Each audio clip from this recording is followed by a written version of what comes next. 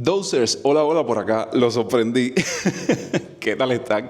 Les cuento que tengo planificado compartirles durante este mes, digamos, esta especie de formato de video así en vertical, a modo de mini blog, a modo de video corto, donde pretendemos tener como objetivo estar un poco más cerca, compartirles información y actualizaciones más frescas y también, ¿por qué no?, documentarles qué estamos haciendo durante estos días. Así que si tiene buena aceptación, considérenlo desde ya un contenido extra que van a tener durante la semana. Iniciamos precisamente esta entrega en casa para comentarles qué hemos estado viviendo durante estos días y durante esta semana como tal. Nada, como mismo me dijo uno de ustedes en los comentarios de unos contenidos pasados, un paño de agua tibia, regresaron los apagones nuevamente a la ciudad de La Habana. Les cuento que en el día de ayer estuvimos sufriendo uno comprendido entre las 4 de la tarde hasta las 4 de la mañana. A eso súmenle el calor inhumano e infernal que ya está haciendo en Cuba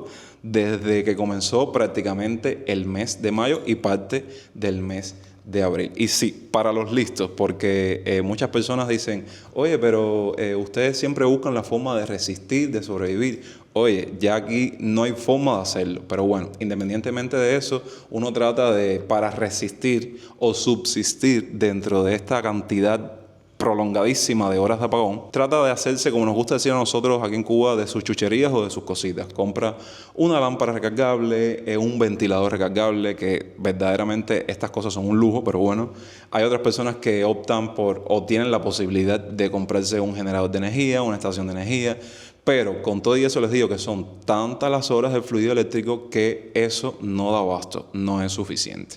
Por si fuera poco, cuando se unen estos dos recursos tan vitales para la vida del ser humano y al mismo tiempo escasean dentro de Cuba, no puedo explicarles cómo se pone el cubano. A menos donde estoy viviendo, porque sé que en otras zonas son muchos más los días de escasez. Aparte de los apagones, ya llevamos prácticamente alrededor de 5 días sin agua. Imagínense, e invito a las personas que hayan sufrido o pasado por experiencias como esta, lo que tiene que hacer uno para hacer cosas básicas dentro de una casa que no tiene este recurso o este preciado líquido. Lo mismo bañarse que cocinar, que ir al baño. No, ¿para qué hablarles lo que uno tiene que hacer? De hecho, miren la gran parte de los recipientes de esta casa completamente vacíos. Los tenemos aquí agrupados porque tenemos pensado ir o a casa de mi suegra, si entro el agua para rellenarlo, en el peor de los casos ir hasta mi casa en San Miguel del Padrón para reabastecernos de un poquitico de agua para hacer lo primordial hasta que realmente en algún momento nos entre el agua a nosotros. Luego de estas pequeñas actualidades así que sucedieron en la semana, vamos a estar hablando ahora a continuación de una noticia que ha sido tema de debate durante todos estos días y ya me imagino que se pueden dar cuenta sobre qué vamos a estar hablando ahora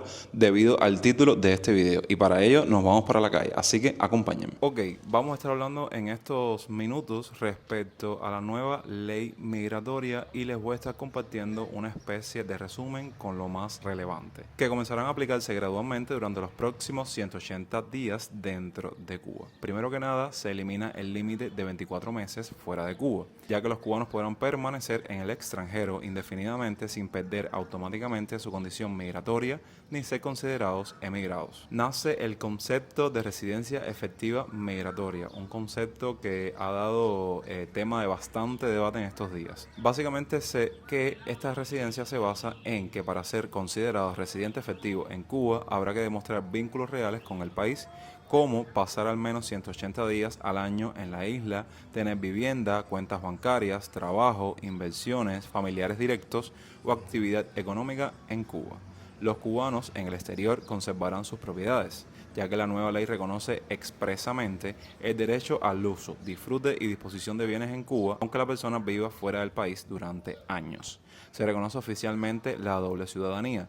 Cuba aceptará que un ciudadano tenga varias nacionalidades, aunque dentro del territorio cubano prevalecerá el principio de ciudadanía efectiva, es decir, el Estado seguirá tratándolo como cubano. Desaparece gradualmente la categoría de emigrado. Cubanos residentes en el exterior podrán invertir en Cuba, ya que se crea una nueva condición migratoria para inversiones y negocios. Extranjeros con larga residencia en Cuba podrán optar por ciudadanía cubana.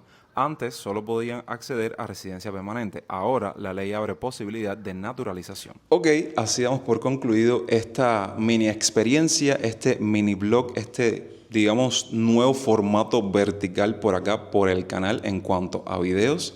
Cuéntenme qué tal les pareció, si le dan un me gusta o no me gusta a esta especie de experimento o de prueba. Ya ustedes me dejarán en la parte de los comentarios qué creen al respecto. E increíblemente, gracias a Dios, terminando prácticamente este video, está entrando el agua. Bueno, escúchenlo por ustedes mismos.